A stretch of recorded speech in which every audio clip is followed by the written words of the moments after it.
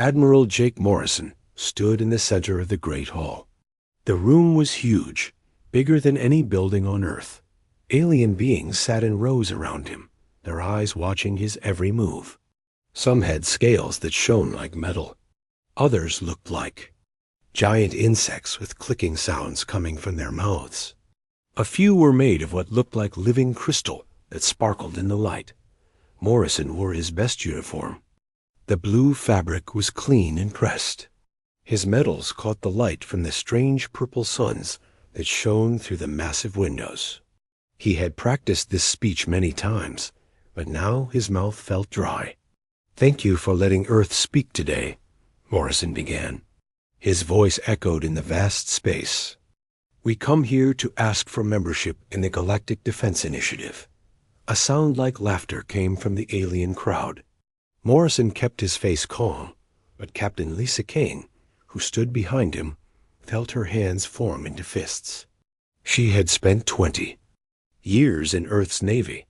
She had fought pirates in the asteroid belt and explored the dark side of Pluto. She was not used to being laughed at. Morrison pressed a button on his small device.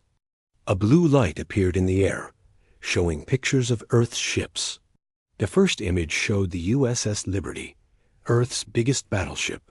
It was 300 meters long and covered in armor plating. Missile tubes lined its sides like the spines of a metal fish. "This is our main battle fleet," Morrison said. "Each ship carries nuclear weapons and railguns that can fire metal slugs at very high speeds." Commander Zethkar of the Vorten Empire stood up. His reptilian face showed what might have been a smile, but with too many teeth. "Nuclear weapons?" he said, his voice making a hissing sound. "You mean you still use chemical reactions for power?" More laughter filled the hall.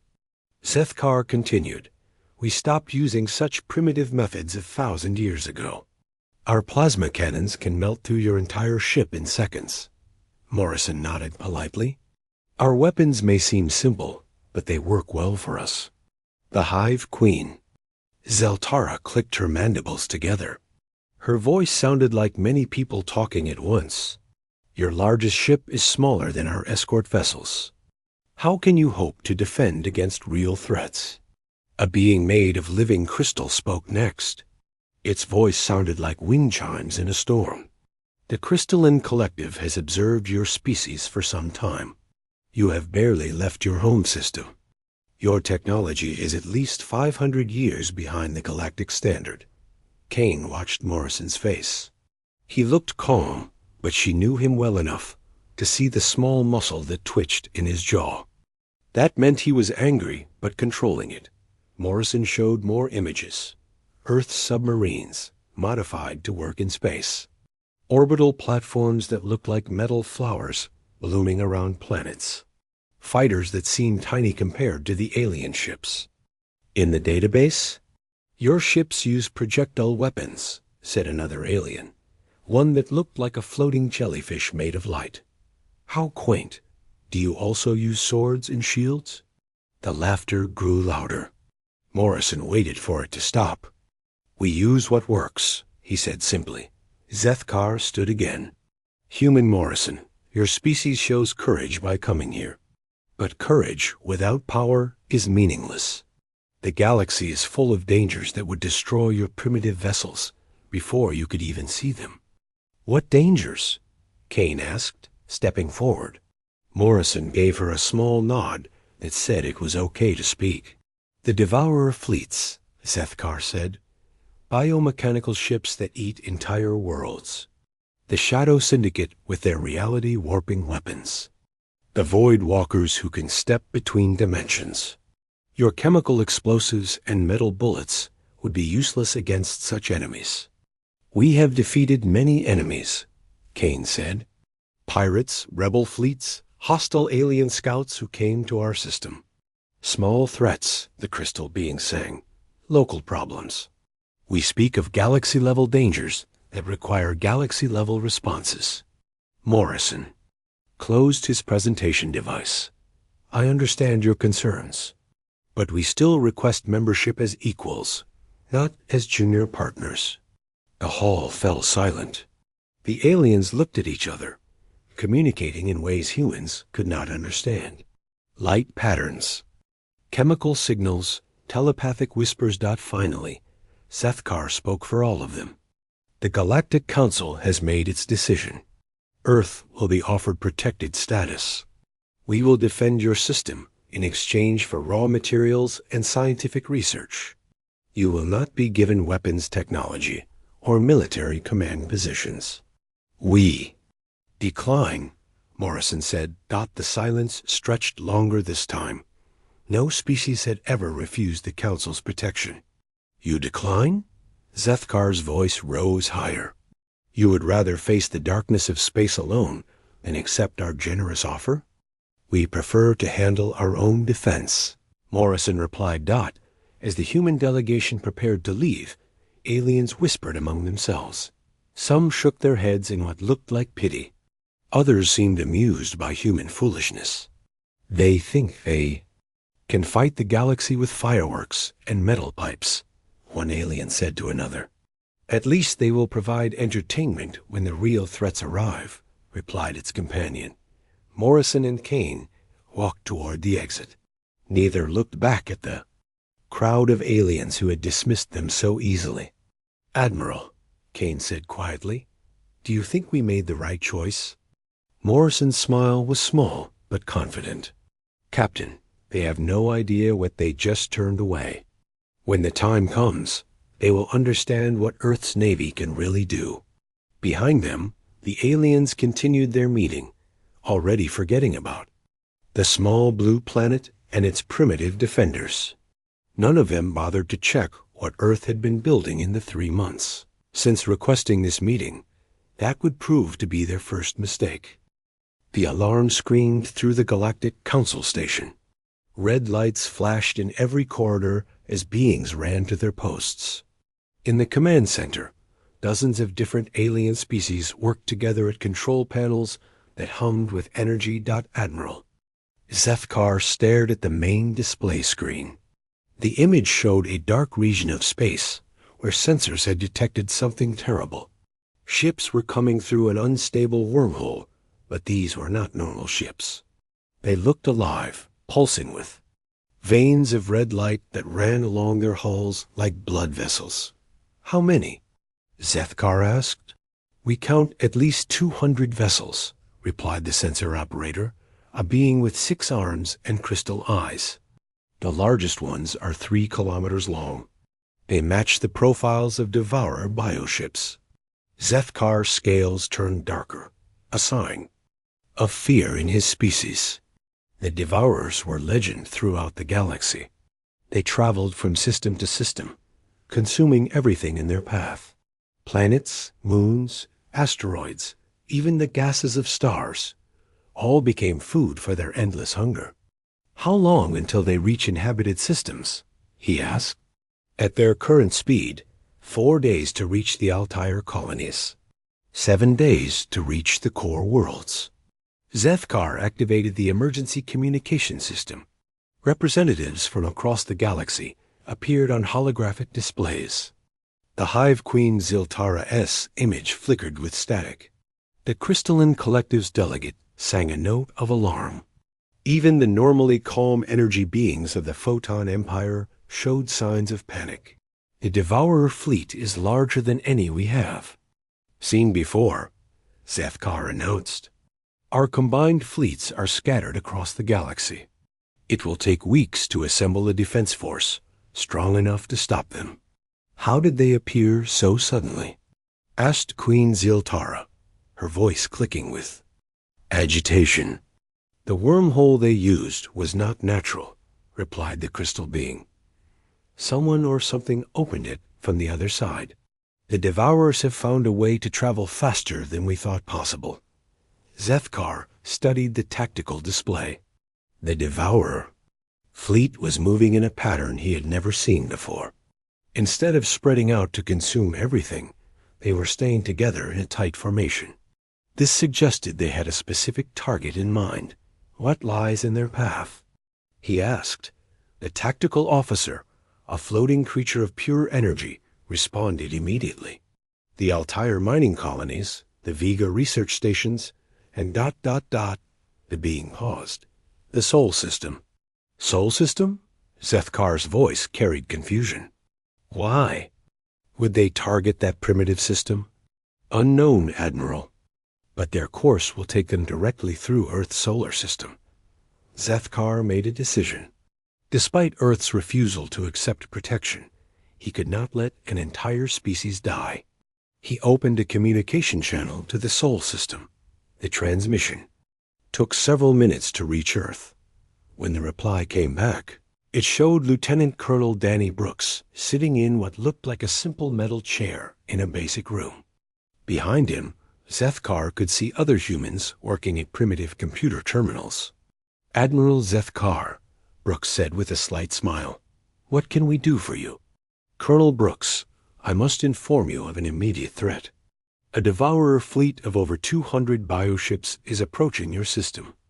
They will arrive in 7 days. Brooks nodded as if Zethkar had told him about the weather. Thank you for the warning.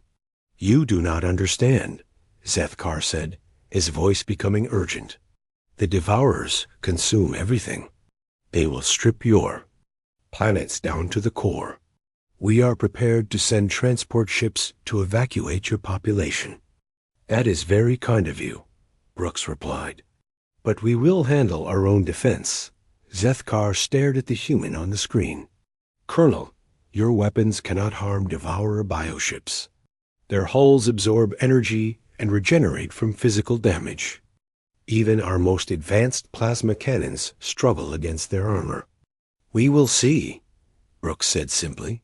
You will see? Zethkar's voice rose to a hiss. These are not the small threats you have faced before. One devourer ship can destroy your entire fleet. Brooks leaned back in his chair. Admiral, we appreciate your concern. But Earth's Navy has been preparing for this kind of threat for some time now. Preparing? Zethkar felt confusion replace his anger. What preparation could you possibly have made? The kind that works, Brooks said. We will be ready when they arrive. The transmission ended, leaving Zethkar staring at a blank screen. Around him, other alien officers looked equally confused. What did he mean by preparing? Asked the tactical officer. I do not know, Zethkar admitted. Scan the Sol System. What has changed since our last surveillance? The sensor operator worked at his console for several minutes. Strange, Admiral. We are detecting the same number of ships as before, the same orbital platforms, the same defensive installations. Then what preparation was he talking about? Perhaps it was human bravado, suggested another officer. They may be trying to face death with courage rather than fear. Zethkar was not convinced. In his long military career, he had learned to recognize when someone was lying or bluffing. Colonel Brooks had not seemed afraid. He had seemed confident. The communication system activated again. This time, the call came from the Photon Empire's home world. Admiral, the energy being spoke urgently, our deep space monitors have detected something unusual. The Devourer fleet has changed course slightly. Changed course how? They are now heading directly for the Sol System. Not just passing through it, targeting it specifically. Zethkar felt his blood run cold. The Devourers had somehow identified Earth as a priority target. But why? What could they want with such a primitive world? Admiral, his tactical officer said quietly, what if the humans are hiding something? What if their technology is not as primitive as we believed? Impossible, Zethkar replied automatically. But even as he said it, doubt crept into his mind. The humans had refused protection. They had seemed prepared for this threat. And now the Devourers were targeting them specifically. Sir, the sensor operator called out, we are receiving a transmission from the Devourer fleet. The main screen activated. The image showed the interior of a bioship, all pulsing organic walls and pools of strange liquid. In the center stood Warlord Grathmok, the Devourer leader. His form was constantly shifting, part machine and part living tissue. To all who hear this, Grathmok's voice sounded like grinding metal. The Hive has detected a new source of power in the Sol system. We will consume this power and add it to our strength. Any who interfere will be devoured. The transmission ended. Sethkar stared at the screen, his mind racing. A new source of power? What power could the Devourers have detected on Earth? Admiral, the tactical officer said, should we prepare our fleets anyway? Even if we cannot reach the Sol system in time, we might be able to stop the Devourers afterward. Sethkar nodded slowly. Yes, alert all battle groups. Tell them to converge on the Sol system at maximum speed. As his officers worked to carry out his orders, Sethkar continued to stare at the display showing the Devourer fleet. In 7 days, they would reach Earth, and despite his warnings, the humans seemed almost eager to meet them. What are you hiding? He whispered to himself. What do you know that we do not? The Devourer fleet emerged from hyperspace like a swarm of angry insects. 200 bioships dropped into normal space at the edge of the Sol system, their hulls pulsing with red and green lights. The ships looked alive because they were alive. Grown rather than built, fed rather than fueled. Warlord Grathmok stood in the command chamber of his flagship, a massive vessel that stretched over 3 kilometers from tip to tail. The walls around him breathed like lung tissue, and pools of digestive fluid bubbled on the floor. His form shifted constantly as mechanical parts merged with organic tissue. Scan the system, he commanded. Find the power source. Sensor tendrils grew from the walls and pointed toward the inner planets. Information flowed directly into Grathmok's mind through neural connections. What he saw made him pause. The third planet from the star showed massive energy readings, but not in the way he expected. Instead of one large source, there were thousands of smaller ones scattered throughout the system. Some were hidden behind moons, others drifted in asteroid fields, and many more orbited the gas giants. The prey has spread itself thin, Grathmok said to his subordinates. They think hiding will save them. He opened a communication channel that would reach every inhabited world in the system. Creatures of Sol, I am Warlord Grathmok of the Devourer Hive. Your energy signatures have been detected. Surrender all organic and mechanical resources for consumption, or face complete annihilation. The response came not in words, but in action. Captain Amy Foster sat in the command center of Teton Station, hidden in the shadow of Saturn's largest moon. She had been waiting for this moment for 3 months. Around her, dozens of technicians worked at control stations that looked simple, but controlled weapons of incredible power. All stations report ready, her tactical officer announced. Foster nodded. Execute Operation Starfall. All platforms begin firing. Across the solar system, objects that had appeared to be asteroids suddenly opened like metal flowers. Railgun platforms that had been hidden for months revealed themselves and began charging their weapons. On the dark side of Earth's moon, massive installations rotated to face the incoming fleet. The first salvo came from the lunar installations. Tungsten rods, each weighing several tons, fired from railguns at 20% the speed of light. They struck the lead Devourer ships like invisible hammers, punching through bioarmor that was supposed to regenerate from any damage. Grathmok felt his flagship shudder as projectiles tore through its hull. He had expected energy weapons that his ships could absorb and redirect. Instead, these primitive kinetic weapons simply punched holes through his vessels like bullets. Through paper. Return fire, he ordered. The Devourer ships responded with their own weapons. Bioplasma cannons and acid projectors aimed at the sources of the attack. But the human weapons platforms were small and spread out, making them difficult targets. From her position on Titan Station, Foster watched the battle unfold on her displays. The Devourer return fire was impressive, streams of plasma that could melt through most materials. But the human platforms had been designed with this in mind. They were small, mobile, and protected by simple but effective armor. Fusion laser arrays, commence firing, Foster ordered. New weapons joined the battle. Laser installations that had been hidden throughout the asteroid belt began focusing concentrated beams of light on the Devourer ships.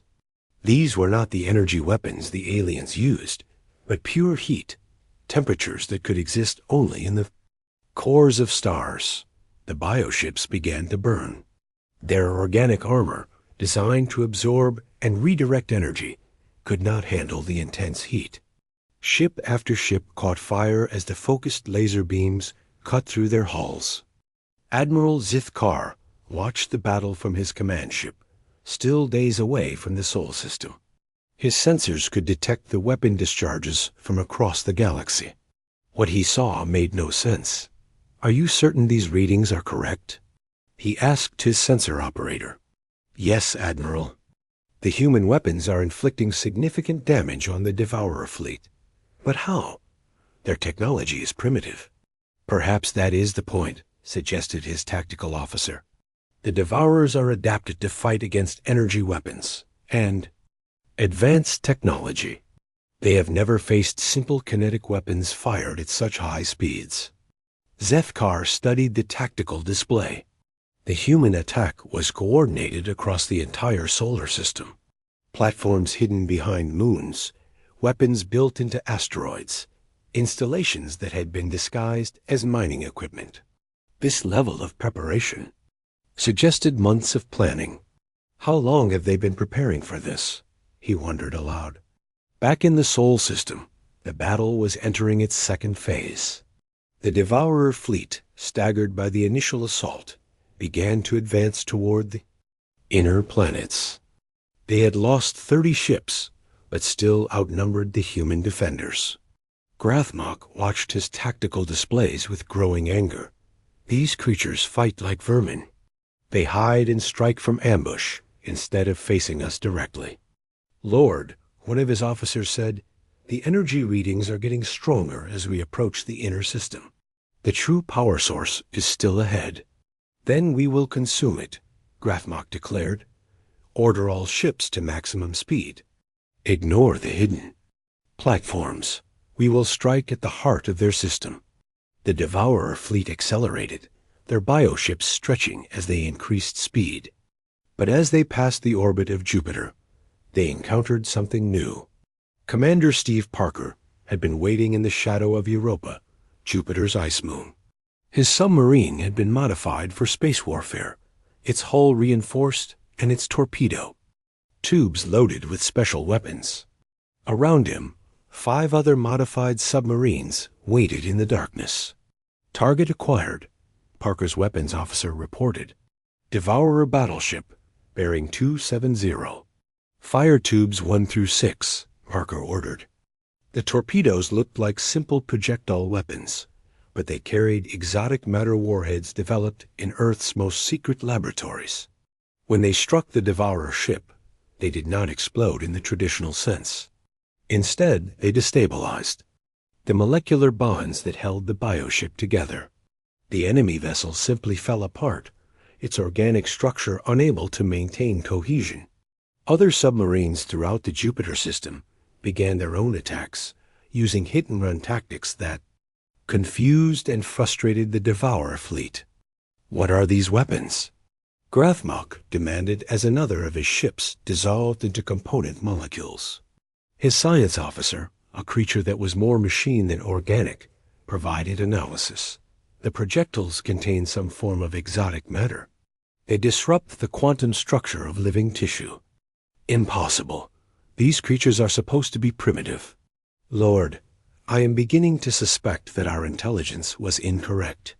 The Devourer fleet continued its advance, but now they were taking losses with each passing hour. The human defenders seemed to be everywhere, striking from unexpected angles with weapons that ignored all conventional defenses. Captain Janet Lee commanded a flotilla of fighters that looked like metal insects compared to the massive bioships. But her pilots had trained for this exact scenario. They swarmed around the larger vessels, their weapons firing specialized, rounds that targeted the bioship's nervous systems. Remember, Lee broadcast to her squadron, "These ships are alive. Hit the nerve clusters, and they will be paralyzed." The fighters danced between the Devourer ships, too small and fast for the bioplasma cannons to target effectively. Their specialized ammunition found its mark, causing entire sections of enemy vessels to go dark as their nervous systems shut down. By the time the Devourer fleet reached the asteroid belt, they had lost 60 ships. Grathmok's anger was replaced by something he had never felt before: uncertainty. "These humans fight like they know our weaknesses," he said to his officers. "How is this possible?" "Perhaps they have encountered our kind before," suggested one of his subordinates. "Impossible. We have never been to this system." "Then how? Do they know exactly where to strike?" Grathmok had no answer. The humans fought as if they had been studying Devourer biology for years, targeting weak points that even some of his own species did not know existed. The fleet continued toward Earth, but now every officer knew they were not facing the primitive species they had expected. They were fighting an enemy that had somehow prepared for this exact battle, and the humans were winning. The asteroid belt came alive with weapons fire. What had appeared to be floating rocks revealed themselves as hidden weapon platforms and disguised warships. The Devourer fleet found themselves surrounded by enemies they had never detected. Admiral Jake Morrison sat in his command center deep inside the asteroid. Ceres.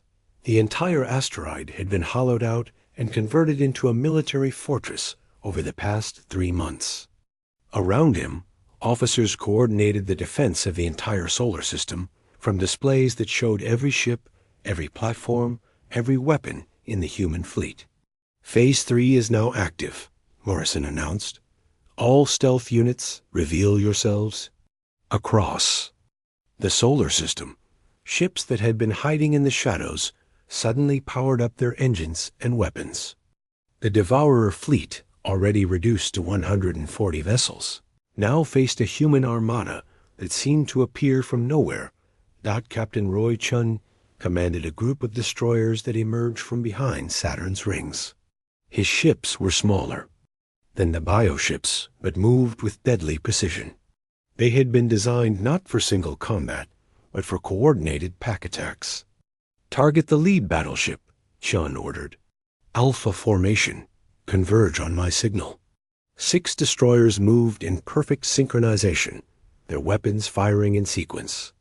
Each ship carried railguns that fired specialized rounds designed to disrupt biomechanical systems. The rounds punched through the enemy's armor and released electromagnetic pulses that shut down the organic computer systems. The targeted Devourer ship began to drift, its bioneural network scrambled by the human weapons. Before it could recover, the destroyers fired their second salvo, this time with explosive rounds that tore through the helpless vessel.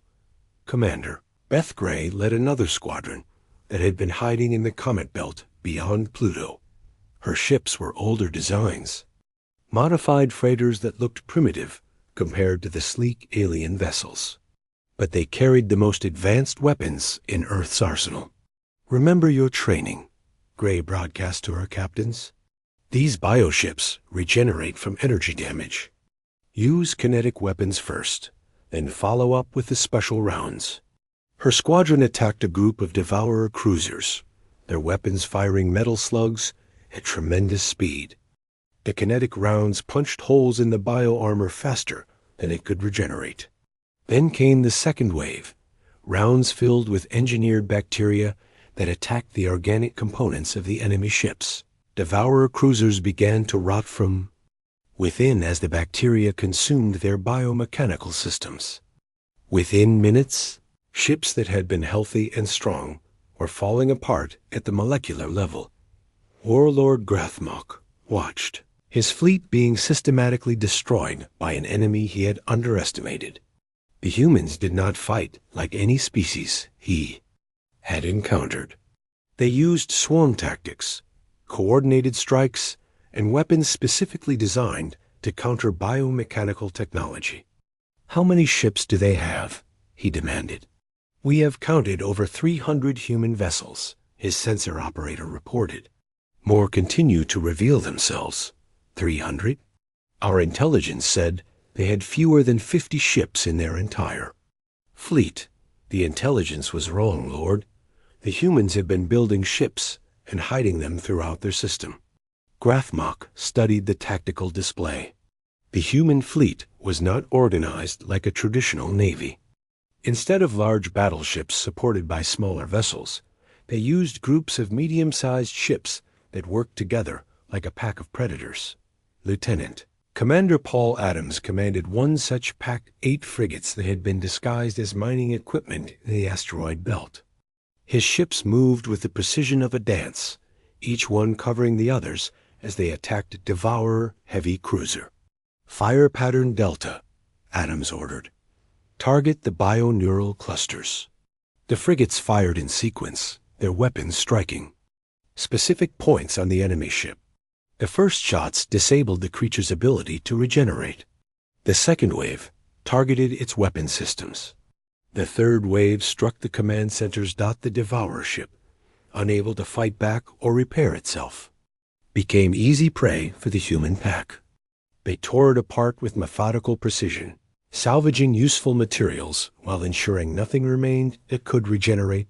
Captain Maria Santos had perhaps the most dangerous job in the human fleet. Her submarines operated in the space between planets, using stealth technology to get close to the largest Devourer ships.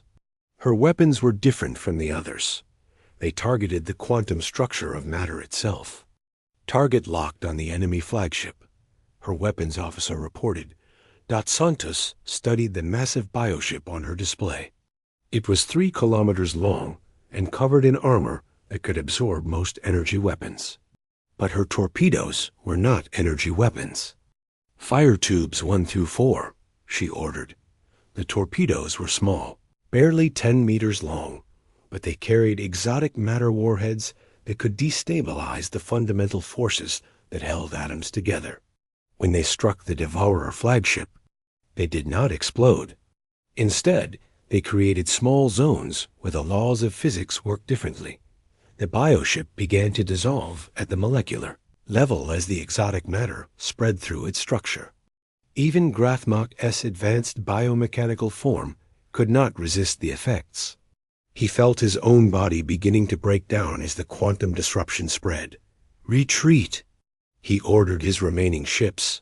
Full speed retreat. But the human fleet was not finished. As the Devourers tried to flee, they found their escape routes blocked by more human ships. The entire solar system had become a trap, with human forces positioned to intercept any attempt to escape.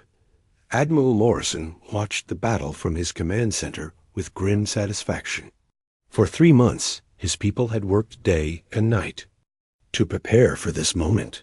They had studied every piece of intelligence about the Devourers, analyzed their weaknesses, and designed weapons specifically to exploit those weaknesses. "Admiral," his communications officer reported, "we are receiving a transmission from the Galactic Council fleet. Admiral Zethkar is requesting permission to enter the system." Morrison considered the request.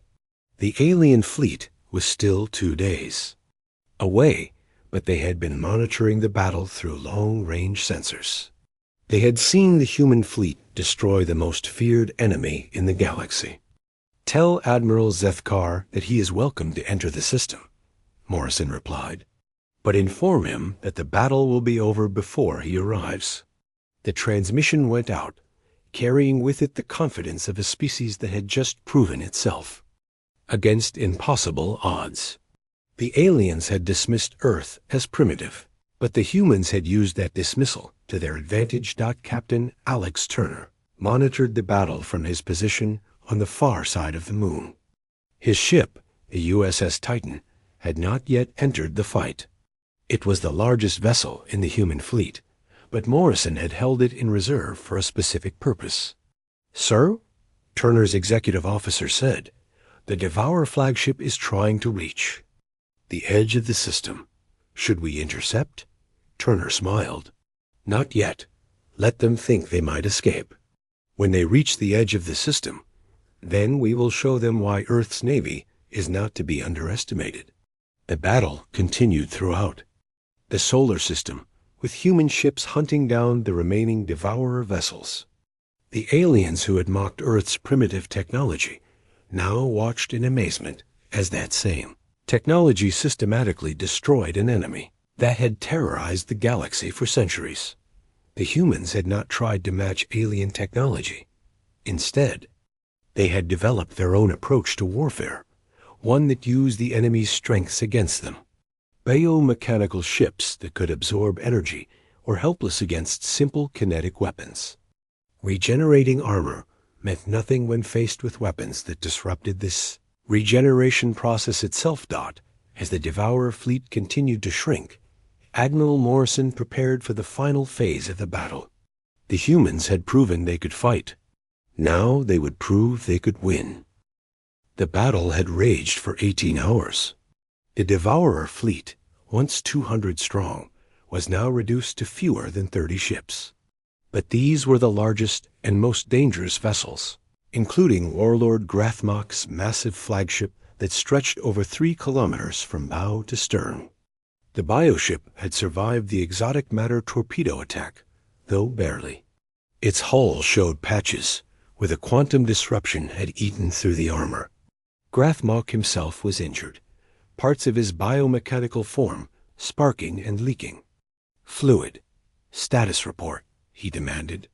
27 ships remaining, his officer reported. "The flagship is operating at 60% capacity. Bioarmor regeneration is failing in multiple sections." Grathmok studied the tactical display. The human fleet continued to harass his remaining ships, but they seemed to be keeping their distance from the flagship. Perhaps they had exhausted their supply of the exotic matter weapons. "Set course for the edge of the system," he ordered. "We will retreat and return with a larger force." The surviving Devourer ships began to move toward the outer reaches of the solar system, where they could safely jump to hyperspace. But as they approached the edge, something extraordinary happened. The space near Pluto began to distort. Reality seemed to bend and twist as massive gravitational forces came into play. Then, emerging from behind the dwarf planet, came a ship unlike anything anyone had ever seen. The USS Titan was 1.5 kilometers long, its hull a dark metallic surface that seemed to absorb light. The ship moved with impossible grace for something so massive, its engines producing no visible exhaust. Along its sides, weapon ports opened like the eyes of some ancient predator. Captain Alex Turner stood on the bridge of the Titan, surrounded by control systems that looked simple but controlled power beyond imagination. His crew had trained for this moment, knowing that their ship represented the pinnacle of human engineering. "All systems online," his executive officer reported. "Gravitational manipulation drive is ready. Main weapon systems are charged." Turner nodded. "Open a channel to the Devourer flagship." The transmission reached Grathmok's ship within seconds. The warlord found himself staring at a human who looked completely calm, despite facing the most dangerous bioship in the galaxy. "I am Captain Alex Turner of the USS Titan," the human said. "You have entered our system without permission and attacked our people. Surrender now, and we will allow you to leave." Grathmok laughed, a sound like grinding metal. "One ship against my flagship? You humans are brave but foolish. My vessel can consume your entire moon." "We will see," Turner replied, echoing the words that had become Earth's unofficial motto. The transmission ended. Turner turned to his weapons officer. Target. The flagship. Prepare the gravity lance. The Titan's main weapon was unlike anything the galaxy had ever seen. While other species had developed energy weapons and projectile systems, humans had learned to weaponize gravity itself. The gravity lance could create localized gravitational fields strong enough to tear apart the strongest materials. Gravity. Lance ready, the weapons officer reported. Fire. A beam of distorted space shot from the Titan's main weapon. It struck the Devourer flagship and began to tear it apart at the atomic level. The bioship's armor, designed to absorb energy and deflect projectiles, had no defense against a weapon that attacked the fundamental structure of matter itself. Grathmok felt his ship shuddering as sections of the hull simply ceased to exist. The gravity weapon created small black holes that consumed matter and energy alike. His biomechanical systems, evolved over millions of years to handle any conventional threat, had no response to this impossible attack. "Return fire," he screamed. "All weapons, maximum power." The flagship's bioplasma cannons unleashed streams of superheated matter at the Titan. Acid projectors sprayed clouds of corrosive material. Biomissiles launched by the dozens, each one carrying enough destructive power to level the city. All of the attacks struck the Titan's hull and simply disappeared. The human ship was protected by gravitational shields that created tiny black holes around its surface, consuming any incoming attacks before they could cause damage. Turner watched the enemy weapons strike his ship without effect. Interesting.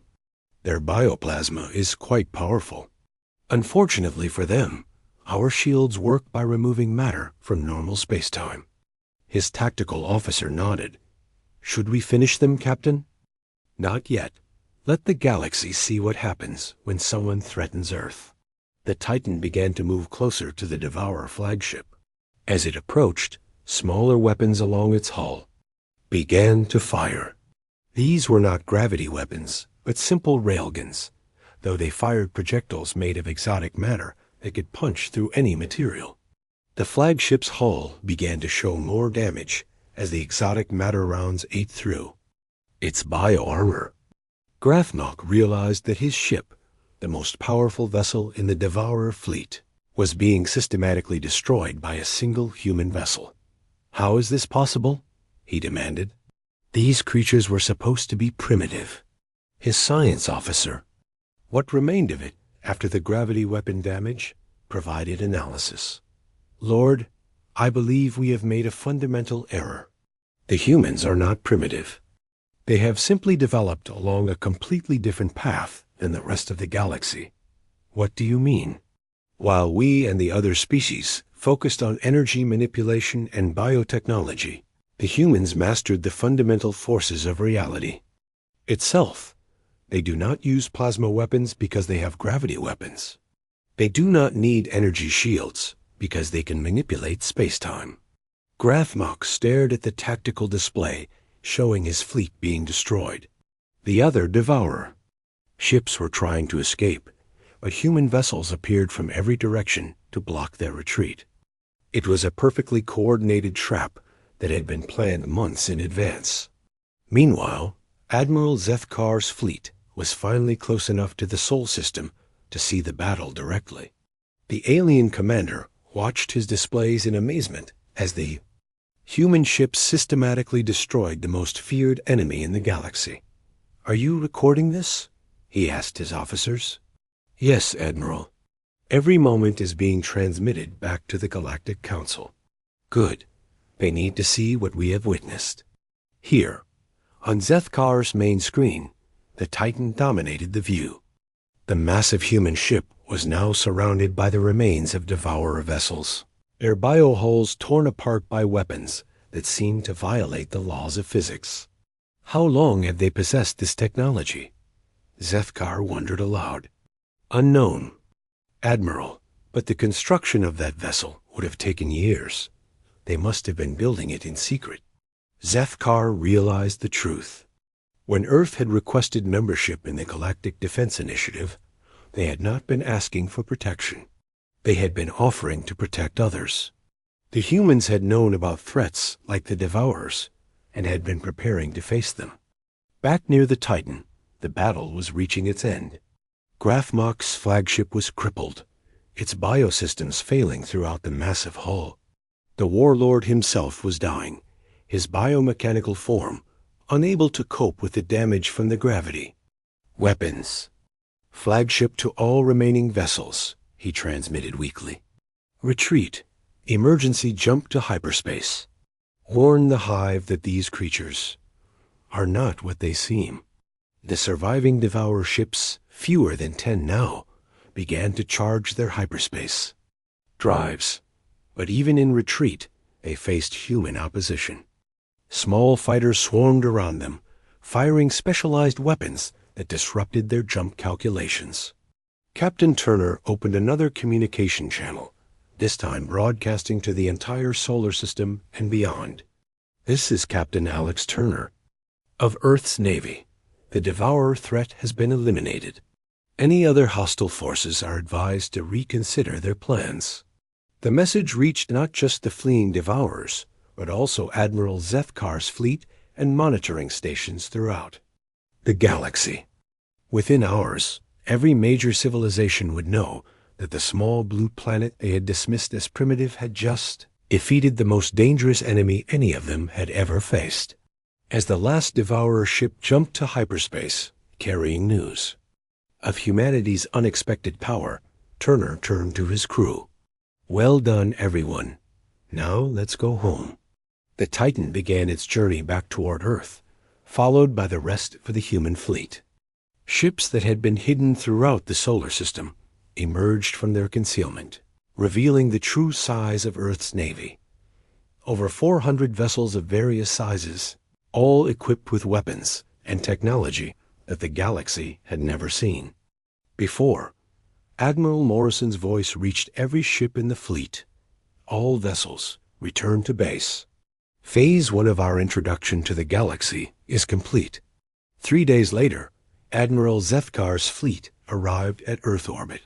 Instead of finding a primitive species in need of rescue, they found a naval force that surpassed anything in the known galaxy. The humans had not only survived the Devourer attack, but had completely destroyed it. Morrison welcomed the alien admiral aboard the Titan, which now served as Earth's flagship. The two commanders met in a conference room that looked simple compared to alien designs, but concealed technology that could manipulate the basic forces of reality.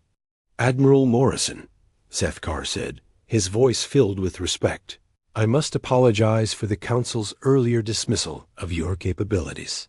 Morrison smiled. "No apology necessary, Admiral. Your reaction was understandable, given the infer."